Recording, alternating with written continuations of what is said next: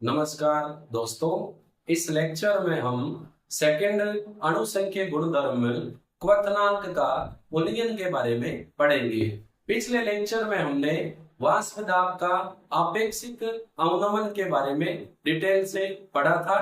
यदि आपने पिछला लेक्चर नहीं देखा है तो आप पिछला लेक्चर जरूर देखें। हम ले रहे हैं आज का टॉपिक क्वथनांक का मूल्यांकन। यदि हम क्वथनांक की बात करें तो इन जनरल वह ताप जिस पर कोई द्रव वाष्प में बदल जाए उसको हम क्वथनांक कहते हैं, लेकिन ये जनरल है। सटीक परिभाषा क्या है?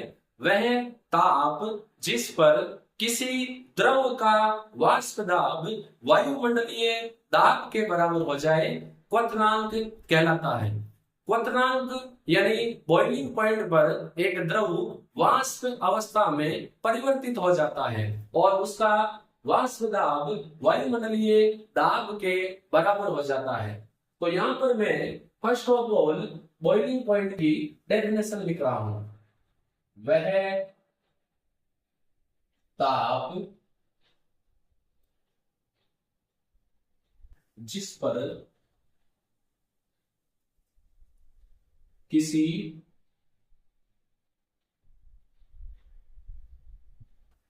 द्रव का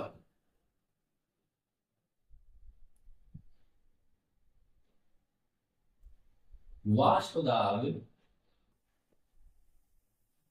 वायुमंडलीय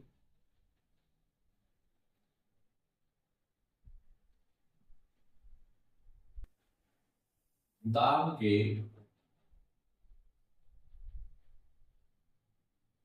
बराबर हो जाए द्रव का क्वथनांक यानी बॉइलिंग पॉइंट कहलाता है।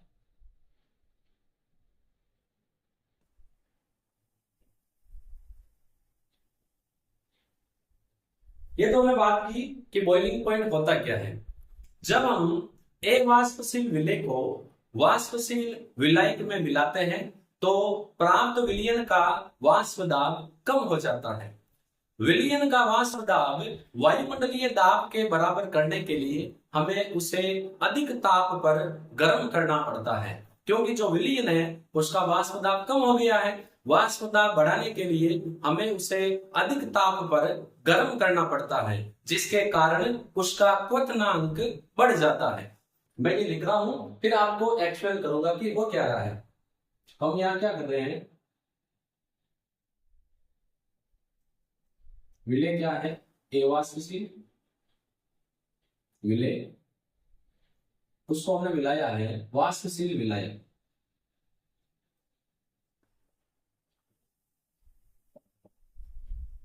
तो अवाष्पशील विलय को वाष्पशील विलायक में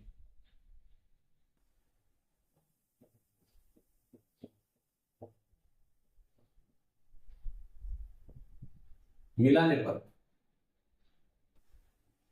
विलयन का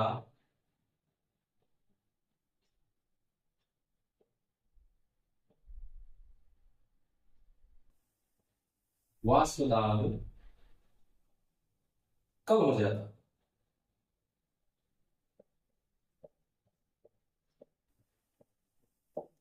अब यदि हम विलयन के वाष्प दाब को वायुमंडलीय दाब के बराबर करना चाहते हैं तो हमें क्या करना पड़ेगा?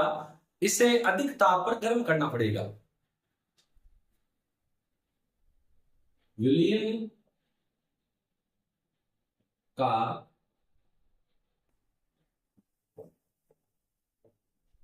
वाष्प दाब वायुमंडलीय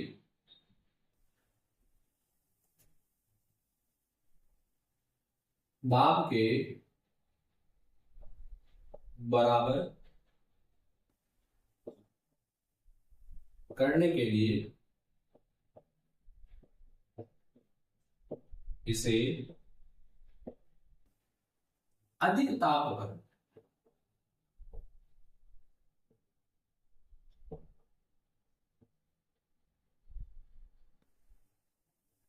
गर्म करते हैं।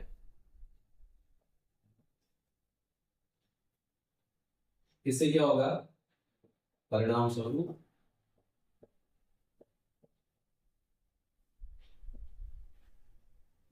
विलयन का क्वथनांक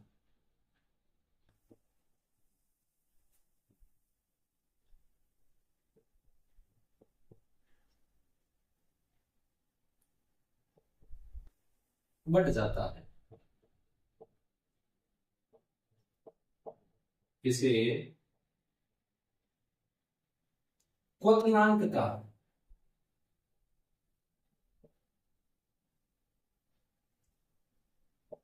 उन्नयन, एलिवेशन ऑफ बॉइलिंग पॉइंट कहते हैं।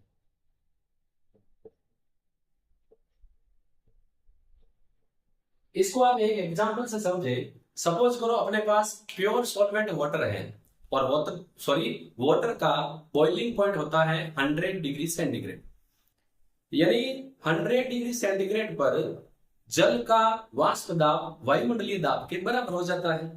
लेकिन जब हम जल में सपोज करो 1 ग्राम शर्करा मिला देते हैं, जैसे ही हम जल में 1 ग्राम शर्करा मिलाते हैं, जल का वाष्प दाब कम हो जाएगा। अब यदि हम जैसे ही हमने 1 ग्राम शर्करा जल में मिलाया, शर्करा का विलयन बन गया, विलयन का वाष्प दाब कम हो गया। अब विलयन के वाष्प दाब को वायुमंडलीय दाब के बराबर करने के लिए हमें शर्करा के विलयन को 100 डिग्री सेंटीग्रेड से अधिक ताप पर गर्म करना पड़ेगा। सपोज करो हम इसको 105 डिग्री सेंटीग्रेड पर जब गर्म करेंगे तो इसका वाष्प दाब वायुमंडलीय दाब के बराबर हो जाएगा। तो हमने शर्करा के विलयन को वाटर के बजाय 5 डिग्री सेंटीग्रेड अधिक ताप पर गर्म किया है, तो क्वथनांक बढ़ गया। इसे ही हम क्या कहेंगे? क्वथनांक का उन्नयन। क्यों बढ़ गया? क्योंकि जल का क्वथनांक था 100 डिग्री सेंटीग्रेड और शर्करा के विलयन का कितना हो गया? 105 डिग्री सेंटीग्रेड, तो बढ़ गया। इसे हम क्या कहेंगे? क्वथनांक का उन्नयन। इसको मैं और आपके सामने एक्सप्लेन करने की कोशिश कर रहा हूं। सपोज करो ये जो मैं लाइन ड्रॉ कर रहा हूं, रेड लाइन, ये है वायुमंडलीय दाब।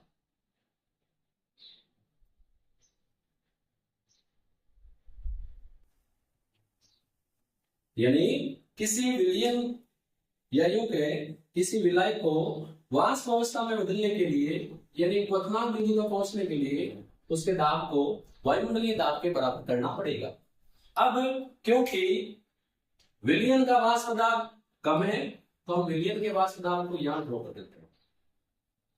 ये ब्लैक वाला जो लाइन है ये हमें बता रही है विलयन का वाष्प दाब।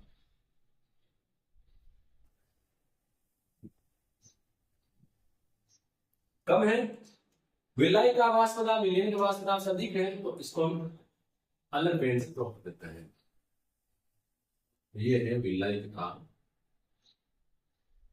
वाष्प दाब। अब यदि हम विलयन को, या सबसे पहले विलय की बात करें, विलय का वाष्प दाब वायुमंडलीय दाब के बराबर करने के लिए हमें इसे इतने डिग्री टेम्परेचर पर गर्म करना पड़ेगा।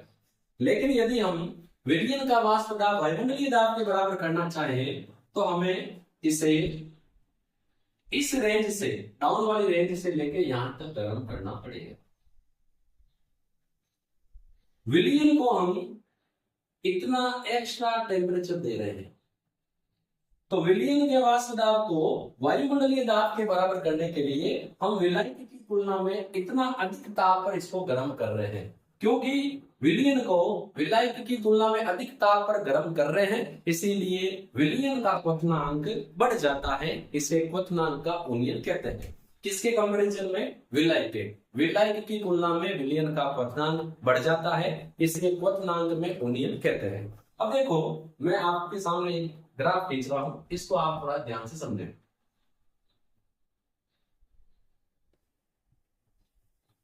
ग्राफ हम खींच रहे हैं टेम्परेचर और वाष्प दाब के बीच में।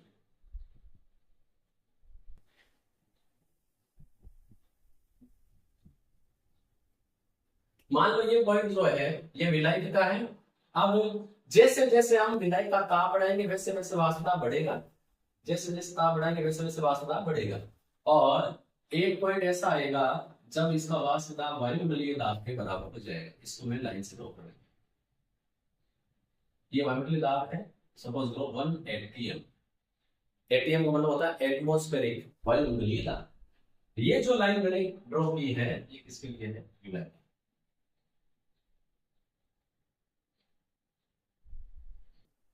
अब क्योंकि विलायक का वाष्प दाब विलयन के वाष्प दाब से अधिक होता है, तो जो लाइन है विलयन वाली ये कुछ ऐसा आ जाएगी। यहाँ विलयन में भी ऐसा होगा, जैसे जैसे हम टेम्परेचर बढ़ाएंगे वैसे वैसे वाष्प दाब बढ़ता जाएगा और एक पॉइंट पर इसका वाष्प दाब वायुमंडलीय दाब के बराबर हो जाएगा।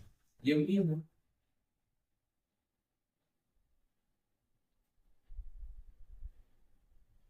अब हम क्या कर रहे हैं समझने के लिए, ये जो लाइंस है इसको नीचे मिला जाता है इस अक्ष पर, ऐसे इसको भी मिला जाता है।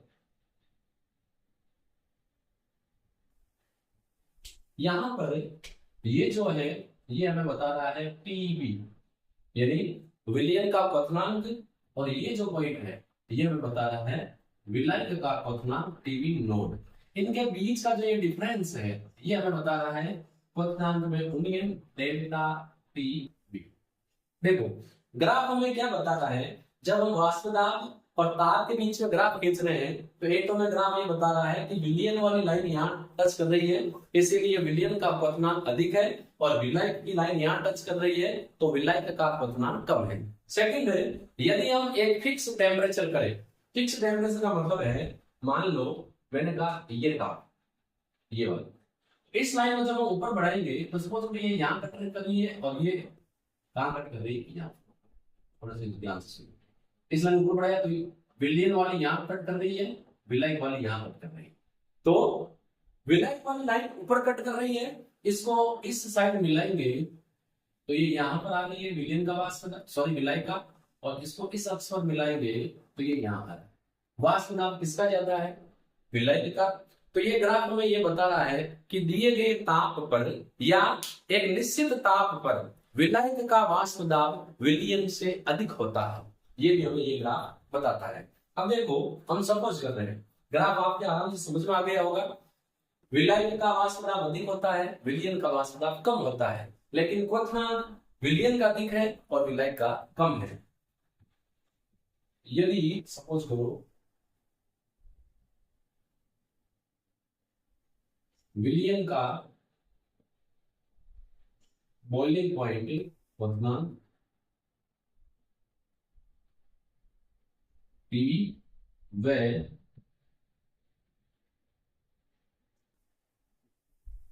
विलायक का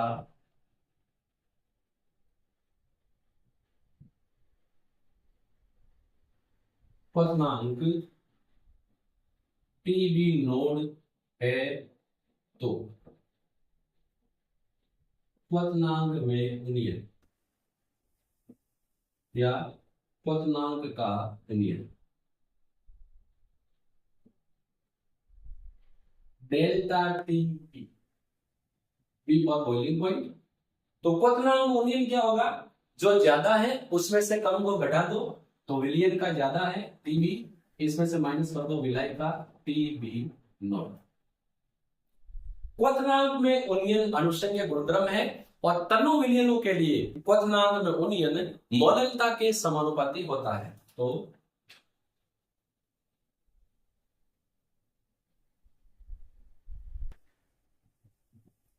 तनु विलयनों के लिए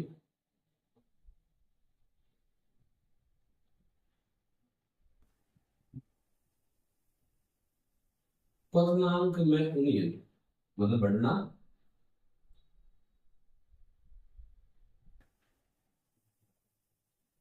मोलकता या विलय की मोलर सांद्रता के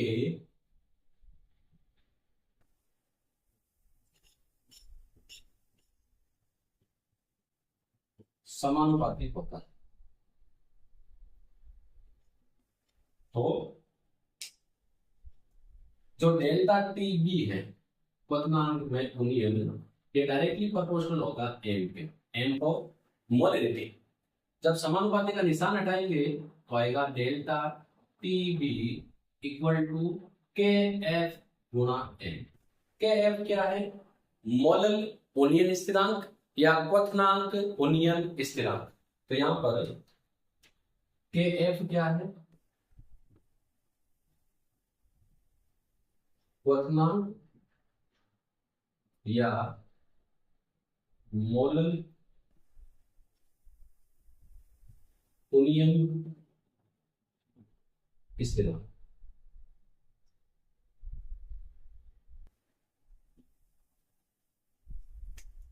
एक अपने इक्वेशन ये आ गई, इसको आगे बढ़ाते हैं। M for मोलरता। मोलरता क्या होती है? तो इसको हम आगे बढ़ाते हैं। Delta T B equal to K F गुणा, मोलरता होती है विलेय की मात्रा बटा अणुभार इंटू विलायक का भार किलोग्राम में। अगर ग्राम में है तो ऊपर 1000 से गुणा करेंगे। तो ये ले ली मैंने विलेय की मात्रा WA अपॉन विलेय का अणुभार MA इंटू विलायक का भार, ग्राम में है तो उसको ऊपर कितने से गुणा करेंगे? 1000 से। ये अपने एक इक्वेशन और आ गई। यहां पर MA क्या है? MA है विलेय का अणुभार। तो हम क्वथनांक में उन्नयन की सहायता से विलेय का अणुभार ज्ञात कर सकते हैं। इसके लिए विलेय की ज्ञात मात्रा को विलायक की ज्ञात मात्रा में घोलकर क्वथनांक में उन्नयन ज्ञात किया जाता है, जिसका के एफ हमें पहले से पता होता है। तो अब सुने, विलेय का मोलर द्रव्यमान ज्ञात करने के लिए विलेय की ज्ञात मात्रा को विलायक की ज्ञात मात्रा में घोलकर प्राप्त विलयन का क्वथनांक में उन्नयन ज्ञात किया जाता है, जिसका के एफ हमें पता होता है। सब की वैल्यू रखकर हम क्या ज्ञात कर सकते हैं? एम ए फॉर विलेय का मोलर मास। अब यदि हम मैं यहां लिख देता हूं, एम ए क्या है?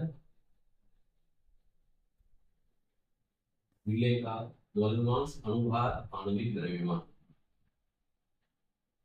यदि हम एम ए निकालना चाहे तो सिंपल सी बात है, डेल्टा टी आ जाएगा नीचे, तो एम ए इक्वल टू ऊपर तो है K F into W A into 1000 upon delta T भी आ जाएगा नीचे इंटू डब्ल्यू बी। ये अपने दो समीकरण और आ गई। इस संख्या निकाल सकते हैं विलेय का मोलर द्रव्यमान, विलेय का अनुपात। अब यदि हम के एफ की यूनिट निकालना चाहें तो के एफ की यूनिट के लिए हम क्या करेंगे? ये समीकरण देखो, के एफ इक्वल टू हो जाएगा डेल्टा टी बी और ये एम चला जाएगा इसके नीचे, तो मात्रा क्या हो जाएगा? टीबी ये तो टेम्परेचर है केल्विन, और मोलरता का मात्रक होता है मोल प्रति किलो। ये डाउन है तो मोल ऊपर जाएगा तो इनवर्स हो जाएगा, और किलो जो इनवर्स है वो किलो हो जाएगा। तो मात्रक हो जाएगा टेम्परेचर का केल्विन किलोग्राम मोल इनवर्स, क्योंकि मोलरता का क्या होता है? मोल प्रति किलोग्राम। अब किलोग्राम प्रति है तो बटा का बटा ऊपर जाएगा तो किलोग्राम हो जाएगा, और मोल डाउन साइड में है तो देखो ये क्यों है? ऊपर तो केल्विन है, यहाँ है मोल प्रति किलो, तो किलो इनवर्स हो जाएगा, तो प्रति किलो इनवर्स किलो और मोल इनवर्स मोल इनवर्स। अब ये जो मोलर उन्नयन स्थिरांक है ये विलायक की या विलायक पर निर्भर करता है। इसको ज्ञात करने के लिए फॉर्मूला है K F equal to M B R T B square upon 1000 into delta H vaporisation. यहां पर एफ बी क्या है? विलायक का अणुभार, आर है गैस नियतांक, टीबी है बॉइलिंग पॉइंट, और डेल्टा एच वेपोरेशन है वाष्पन की एंथैल्पी। तो यहां पर हमने इस लेक्चर में क्वथनांक के उन्नयन के बारे में डिटेल से पढ़ा। वे ताप जिस पर किसी द्रव का वाष्प दाब वायुमंडलीय दाब के बराबर हो जाए क्वथनांक कहलाता है। अवाष्पशील विलय को वाष्पशील विलायक में मिलाने पर विलयन का वाष्प दाब कम हो जाता है। विलयन के वाष्प दाब को वायुमंडलीय दाब के बराबर करने के लिए हमें इसे अधिक ताप पर गर्म करना पड़ता है। परिणाम स्वरूप विलयन का क्वथनांक विलायक से अधिक हो जाता है। इसे क्वथनांक का उन्नयन कहते हैं। फिर क्वथनांक उन्नयन एक अणुसंघ की गुणधर्म है। ये विलायक की मोललता के समानुपाती होता है या विलेय की मोललता के समानुपाती होता है। इसको हमने फिर डेरिवेशन के थ्रू एक ये फॉर्मूला निकाला, एक ये निकाला, एक ये निकाला। इनके बारे में आपको जानकारी होनी चाहिए क्योंकि इन पर सीधे डायरेक्ट न्यूमेरिकल क्वेश्चन बनते हैं। इसके बाद हम नेक्स्ट वीडियो में नंबर 3 अणुसंघ के गुणधर्म में हिमांक का अवनमन के बारे में पढ़ेंगे। हम फिर मिलेंगे नेक्स्ट वीडियो में। धन्यवाद।